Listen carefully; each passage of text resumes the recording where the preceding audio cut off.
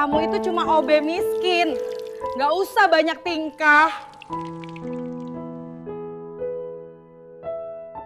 OB miskin dihina kepala sekolah. Tak ada yang tahu, dia ternyata anak bupati yang sengaja menyamar. Namaku Andika. Usiaku baru 22 tahun. Dan hidupku seharusnya berjalan di atas karpet merah yang sudah disiapkan ayah. Dia adalah Pak Gunawan, kepala dinas pendidikan yang sangat disegani. Banyak yang iri dengan posisiku, mengira aku akan langsung menduduki kursi empuk di salah satu perusahaan besar atau menjadi staf khusus ayah. Tapi, aku menolak. Semua tawaran itu terasa hampa, hanya sekadar formalitas. Aku ingin belajar, benar-benar belajar, tentang bagaimana dunia ini berputar dari sudut pandang yang paling jujur. Maka, disinilah aku sekarang. Aku menyamar, menjadi bayangan yang tidak terlihat di sekolah paling favorit di kota ini. Ayahku akan menggelontorkan dana besar untuk proyek perbaikan sekolah ini, dan aku ingin memastikan uang rakyat itu benar-benar jatuh ke tangan yang aman, bukan hanya untuk mempercantik citra. Tugasku sederhana, menjadi petugas kebersihan. Aku melamar dengan identitas palsu, tanpa embel-embel nama keluarga. Aku hanya Andika, pemuda lulusan SMK dari pinggiran kota. Hari pertamaku dimulai sebelum matahari terbit. Aku datang dengan motor Supra tua warisan kakek yang knalpotnya berisik. Sengaja kuparkir jauh di pojok lapangan yang becek, tidak sejajar dengan mobil-mobil mengkilap milik para guru. Di tanganku, ada tas kain lusuh berisi sapu dan pel. Aku tahu, penampilanku jauh dari kata layak. Pagi itu, aku dipanggil ke ruang kepala sekolah. Kepala sekolah Wati, seorang wanita parubaya dengan dandanan rapi dan sorot mata dingin, menyambutku. Ia tidak melihatku, hanya melihat seragam lusuhku. Tanpa basa-basi, ia memberiku daftar tugas. Kamu bertanggung jawab atas seluruh lantai 2 gedung belakang, termasuk toilet siswa dan gudang yang kotor, katanya dengan nada merendahkan. Saat aku mencoba bertanya soal peralatan kerja, ia menyela dengan ketus. Kamu itu OB baru, jangan banyak tanya. Kerjakan saja yang benar. Tidak ada pengarahan lanjutan. Aku hanya bisa mengangguk. Tugas yang ia berikan jauh lebih berat dibanding petugas kebersihan lainnya yang bertugas di area kantor atau perpustakaan. Ruangan-ruangan di lantai 2 penuh debu, lampu mati, dan jendelanya sulit dibuka. Tapi aku tidak mengeluh. Aku mulai bekerja, mengepel lantai yang sudah berbulan-bulan tidak tersentuh dan membersihkan tumpukan sampah di sudut-sudut kelas. Saat aku berjalan membawa ember pel, melewati ruang guru, aku bisa merasakan tatapan jijik mereka. Mereka berhenti mengobrol, lalu kembali berbisik sambil melirik ke arahku. Aku mendengar salah satu guru, Bu Leni, berkata dengan nada tinggi, "Lihat tuh, kalau OB-nya saja kayak gitu, bagaimana sekolah ini mau maju?" Guru-guru lain tertawa. Aku hanya menunduk, pura-pura tidak mendengar. Aku terus bekerja. Sepanjang hari itu, tak ada satupun guru yang menyapaku. Mereka sibuk dengan urusan masing-masing, seolah-olah aku ini adalah bagian dari alat pembersih, bukan manusia. Ada seorang guru olahraga bernama Pak Darno yang dengan sengaja menutup hidungnya saat aku lewat. Aku mencatat semua perlakuan ini, satu persatu, di benakku. Namun, di tengah semua perlakuan itu, ada satu momen kecil yang membuatku tersenyum. Saat aku sedang mengelap jendela di salah satu kelas, seorang guru senior yang duduk di meja depan, Guru Budi, menatapku. Ia tidak melihatku dengan jijik, melainkan dengan tatapan yang penuh empati. Saat aku berpapasan dengannya di lorong, ia menyapaku dengan senyum hangat. "Semangat terus, Mas," katanya pelan. Itu adalah sapaan pertama dan satu-satunya yang kudengar sepanjang hari. Sederhana, tapi cukup untuk memberiku kekuatan. Malam itu, setelah pulang ke rumah petaku, aku membuka laptop. Aku mulai menuliskan semua pengamatanku. Sikap kepala sekolah, perlakuan para guru, hingga sapaan hangat dari Guru Budi. Ini semua adalah data. Aku di sini untuk mengumpulkan bukti, dan hari pertama ini sudah memberiku banyak informasi. Aku tahu ini akan menjadi jalan yang panjang dan berat, tapi aku tidak boleh menyerah. Aku di sini untuk sebuah tujuan yang lebih besar, dan harga diri yang diremehkan hanyalah bagian dari proses. Aku harus terus bertahan, menjadi bayangan yang mengamati, sampai saatnya kebenaran terungkap. Hari-hariku di sekolah ini menjadi serangkaian ujian yang tak ada habisnya. Menjadi petugas kebersihan ternyata bukan hanya soal membersihkan, tapi juga soal menerima kenyataan bahwa harga dirimu dianggap lebih rendah dari sampah yang kau pungut. Setiap pagi aku datang, motor Supra tuaku selalu disambut dengan ejekan. "Itu motor atau mesin fotokopi? Berisik banget," seru Pak Darno sambil tertawa bersama guru-guru lain. Aku hanya menunduk, berjalan pelan ke ruanganku.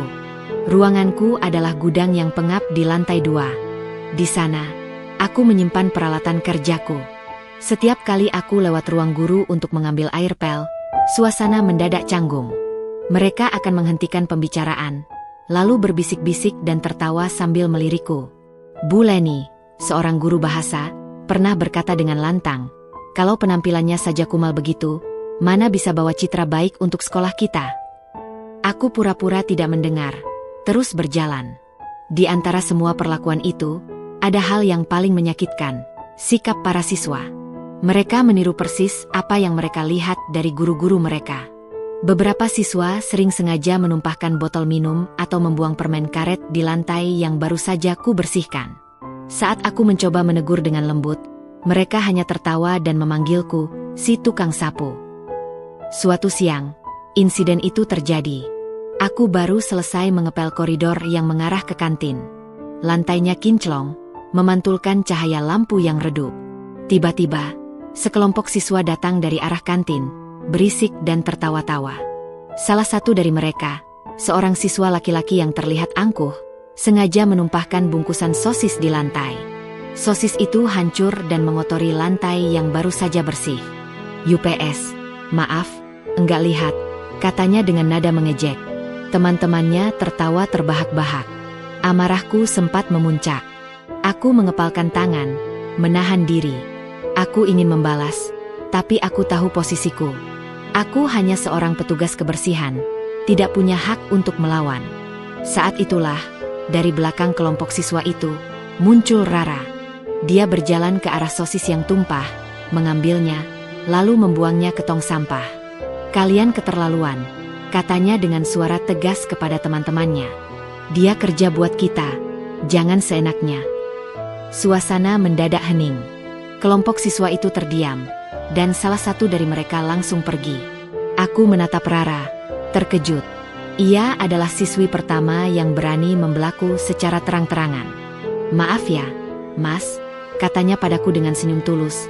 "Aku bantu bersihkan ya." Aku menggeleng. "Tidak usah. Terima kasih, Rara." Setelah kejadian itu, aku merasa sedikit lebih ringan.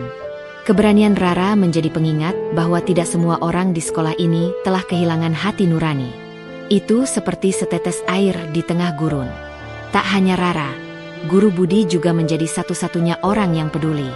Suatu siang, saat aku sedang makan bekal di tangga darurat, ia mendekat. "Andika," panggilnya lembut. Aku kaget. Belum pernah ada guru yang memanggil namaku. Ia kemudian memberikan sebotol air mineral dan sepotong roti. "Jangan hiraukan omongan mereka. Kerja kerasmu luar biasa," katanya. Aku hanya bisa mengangguk, merasa terharu. Di mata mereka, aku mungkin hanya bayangan. Seseorang yang tidak penting dan tidak pantas dihormati. Tetapi, di balik seragam lusuhku, aku tahu tujuanku. Aku mencatat setiap hinaan, setiap perlakuan tidak adil. Ini semua akan menjadi bukti. Setiap kali rasa sakit itu muncul, aku teringat ucapan ayahku, "Lihatlah dunia dari bawah, nak. Hanya dengan begitu, kau akan tahu mana yang asli dan mana yang palsu."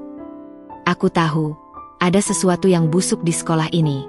Selain masalah moral, aku juga mulai mencium bau tidak sedap dari laporan keuangan yang tak sengaja kulihat. Ini bukan hanya tentang harga diri, tapi juga tentang kebenaran. Dan aku tidak akan berhenti sampai kebenaran itu terungkap, terlepas dari apapun risikonya. Perlakuan hangat dari Guru Budi dan keberanian Rara menjadi pedang bermata dua. Aku merasa dihargai, tapi di sisi lain, hal itu juga membuatku semakin diawasi. Seperti kata pepatah, semakin tinggi pohon, semakin kencang angin berhembus. Perhatian baik yang kuterima ternyata tidak luput dari mata kepala sekolah Wati. Suatu sore, Saat aku sedang membersihkan gudang peralatan, aku dipanggil ke ruangannya.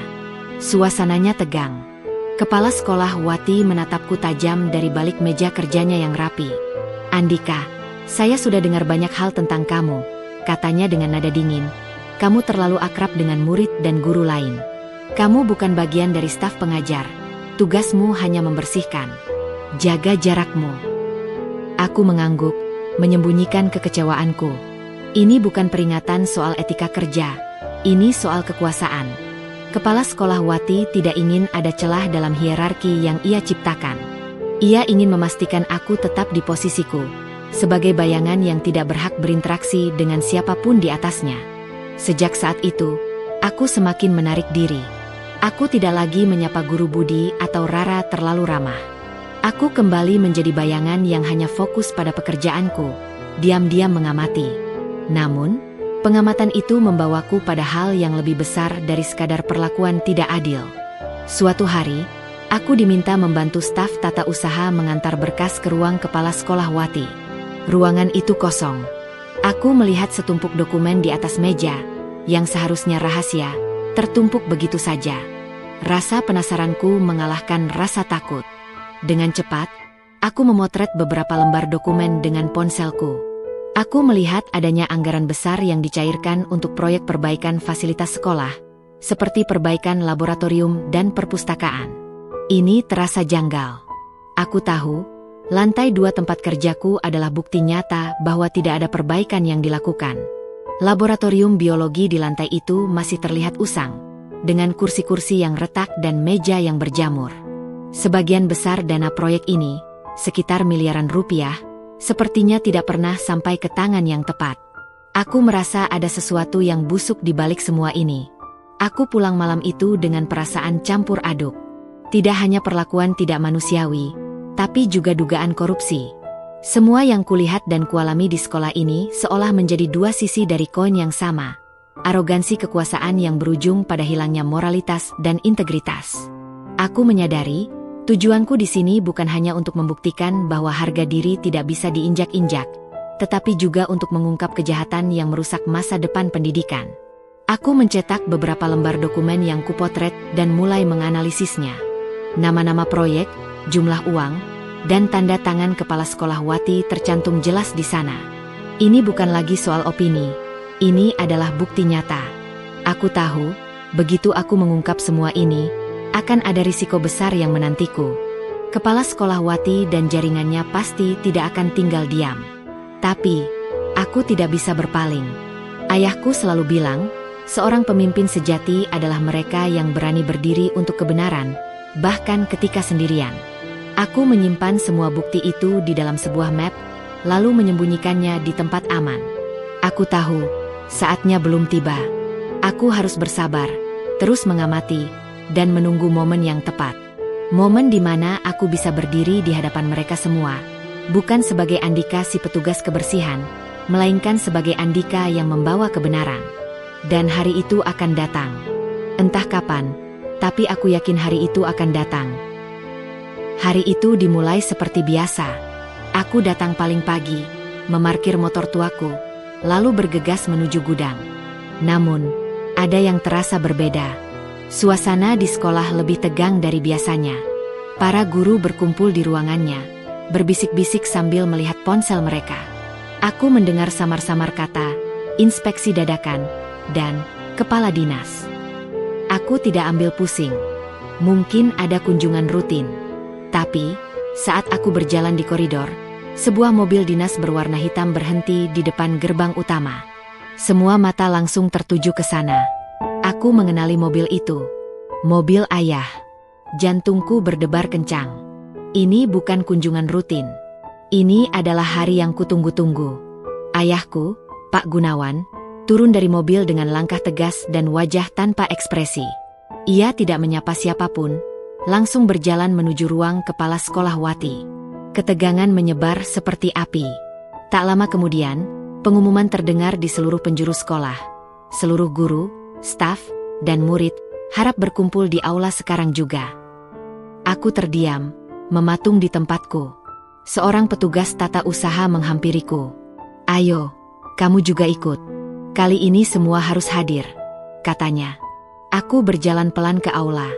Di sana, semua orang sudah berkumpul, berbisik-bisik, menebak apa yang akan terjadi.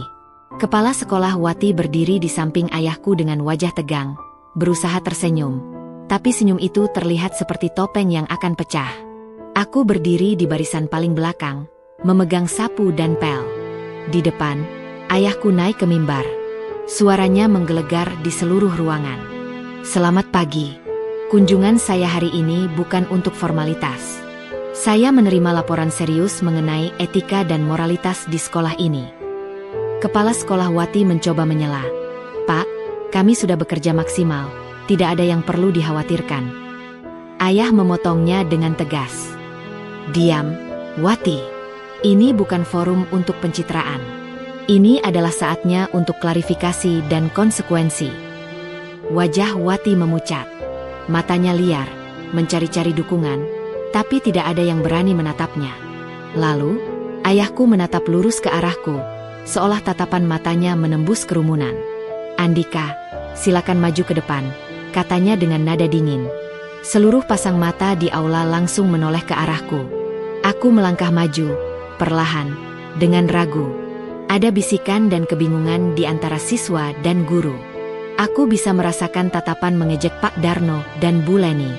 Ada apa itu Obe disuruh maju? Bisik seseorang.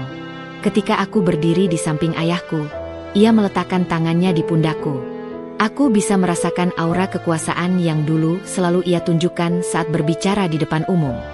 Dan saat itulah, kalimat yang mengubah segalanya terucap. Andika di sini bukan sebagai petugas kebersihan biasa, kata ayahku, suaranya lantang. Dia adalah anak kandung saya. Saya tugaskan dia diam-diam bekerja di sini, untuk mengamati langsung bagaimana moralitas para pendidik di sekolah ini. Aula seketika hening. Keheningan yang begitu pekat sampai aku bisa mendengar detak jantungku sendiri. Mata semua orang terbelalak, menatapku, menatap seragam kerjaku, lalu menatap ayahku. Beberapa guru langsung menunduk malu. Wajah kepala sekolah Wati berubah pucat pasi, seperti mayat hidup. Tatapan mata mereka yang dulu merendahkan kini dipenuhi rasa terkejut dan malu yang tak terkira. Ayahku melanjutkan, misi Andika adalah untuk melihat bagaimana kalian, para guru dan staf, memperlakukan mereka yang kalian anggap paling rendah. Dan hasilnya sangat mengecewakan. Perlakuan tidak manusiawi, hinaan terbuka, dan pembiaran oleh kepala sekolah, semuanya tercatat. Aku berdiri tegak di samping ayahku. Ini bukan lagi soal harga diri yang diinjak-injak. Ini adalah tentang kebenaran. Pemandangan di depanku adalah pemandangan yang paling memuaskan. Para guru yang dulu menganggapku tak layak, kini menunduk. Kepala sekolah Wati, yang dulu sangat arogan, kini terdiam, tak mampu berkata-kata. Ini adalah kemenangan. Bukan kemenangan Andika, tapi kemenangan moral dan kebenaran. Heningnya aula pecah oleh suara tegas ayahku. Mulai hari ini, kepala sekolah Wati resmi saya copot dari jabatannya.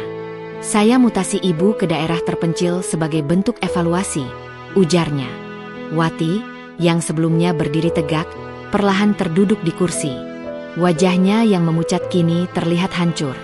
Dan bagi guru-guru yang terbukti melakukan perlakuan tidak etis terhadap staf, kalian akan dipindahkan ke sekolah-sekolah di pelosok sebagai sanksi. Aku menyaksikan pemandangan itu. Para guru yang dulunya sombong dan angkuh, kini menunduk.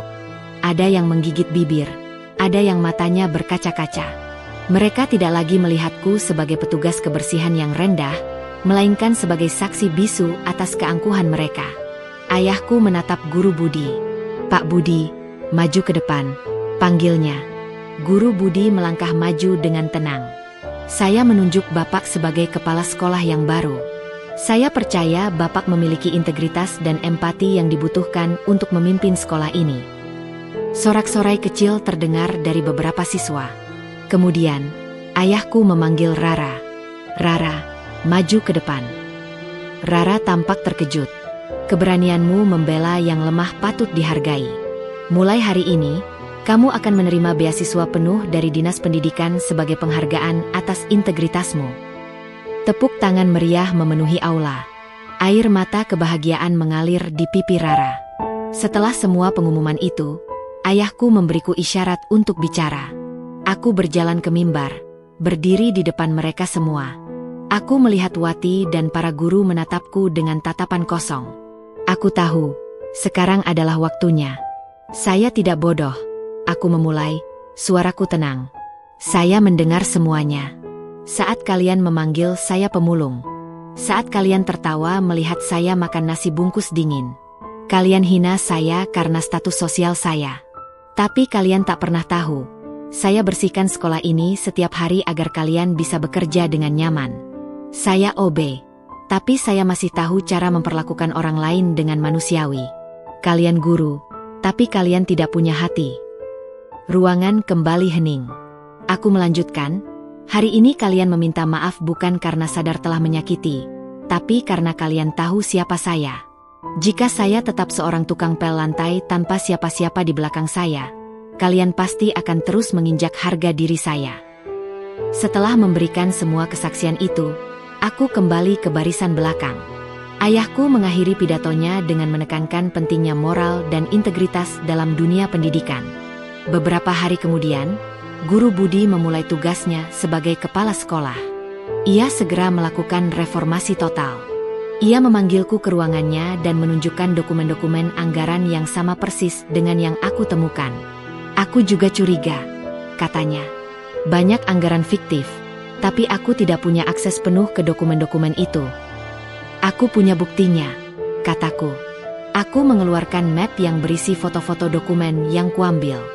Guru Budi terkejut melihat bukti-bukti itu. Ini kasus korupsi, Andika. Nilainya miliaran, bisiknya. Aku akan laporkan ini. Kami bekerja sama, mengumpulkan lebih banyak bukti. Guru Budi, dengan posisinya, memanggil auditor independen untuk melakukan pemeriksaan menyeluruh. Hasilnya mencengangkan. Terbukti ada dana sebesar 2 miliar rupiah yang seharusnya digunakan untuk perbaikan sekolah, justru mengalir ke rekening pribadi kepala sekolah Wati. Ayahku segera mengambil tindakan. Ia dan Guru Budi melaporkan kasus ini ke Kejaksaan Negeri. Proses penyelidikan dimulai, dan dalam beberapa minggu, Wati ditangkap. Ia sempat menyangkal, tapi bukti-bukti yang kami kumpulkan terlalu kuat. Akhirnya, ia dijebloskan ke penjara. Kisah ini bukan lagi hanya tentang harga diri, tapi tentang keadilan. Ayahku, Guru Budi, dan aku telah berhasil membongkar kebusukan yang tersembunyi. Ternyata, keangkuhan dan arogansi Wati tidak hanya merusak moral guru-guru, tetapi juga merampok hak siswa dan masa depan sekolah. Babak baru telah dimulai. Babak di mana kebenaran akan selalu menang. Sidang pengadilan berlangsung selama berbulan-bulan. Aku dan Guru Budi menjadi saksi utama. Kami memaparkan semua bukti yang telah kami kumpulkan, mulai dari dokumen-dokumen palsu hingga kesaksian tentang anggaran fiktif. Di ruang sidang, kepala sekolah Wati tampak hancur. Wajahnya yang dulu angkuh kini menunduk penuh penyesalan. Ia tak lagi mengenakan pakaian mahal, hanya seragam tahanan. Korupsi yang ia sembunyikan bertahun-tahun akhirnya terbongkar, dan ia harus menerima konsekuensinya. Pada akhirnya, majelis hakim menjatuhkan vonis 10 tahun penjara untuk Wati. Di saat mendengar putusan itu, tangisnya pecah. Aku hanya bisa terdiam.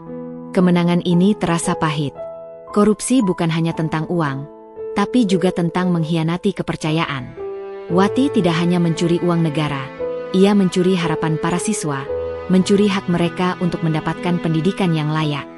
Ia merampok masa depan mereka. Setelah kasus itu selesai, sekolah kami mengalami reformasi total. Guru Budi, sebagai kepala sekolah baru, adalah arsitek perubahan itu. Ia menerapkan sistem transparansi keuangan. Setiap anggaran dipublikasikan di papan pengumuman sekolah, bisa diakses oleh guru, siswa, dan orang tua. Ia juga membentuk komite etik yang beranggotakan perwakilan dari semua pihak untuk memastikan tidak ada lagi penyalahgunaan kekuasaan. Guru Budi juga fokus pada pendidikan karakter. Ia mengajak para guru untuk mengikuti pelatihan, mengajarkan pentingnya empati, kejujuran, dan tanggung jawab. Ia membuat forum diskusi di mana para siswa bisa berbagi pendapat tanpa takut dihakimi. Kisahku, kisah tentang Andika si tukang sapu, menjadi salah satu topik diskusi. Para siswa diajak belajar dari kesalahan masa lalu, dari arogansi para pendahulu mereka. Aku masih sering mengunjungi sekolah itu. Aku melihat bagaimana para guru kini berbicara dengan nada lebih ramah kepada petugas kebersihan dan staf lainnya. Aku melihat para siswa yang dulu mengejekku, kini membantu membersihkan sampah atau merapikan kursi setelah kelas selesai. Perubahan ini tulus, bukan karena takut, tapi karena mereka sudah mengerti. Beberapa waktu kemudian, ayah memanggilku. Ia memberiku dokumen kelulusan yang sah, dan aku resmi mengakhiri peran penyamaranku. Misimu sudah selesai, nak. Kau telah berhasil, katanya sambil tersenyum bangga. Ia menawarkan kembali jabatan di dinas. Kali ini bukan hanya formalitas, tapi sebuah pekerjaan nyata dengan tujuan yang jelas. Aku menerima tawarannya.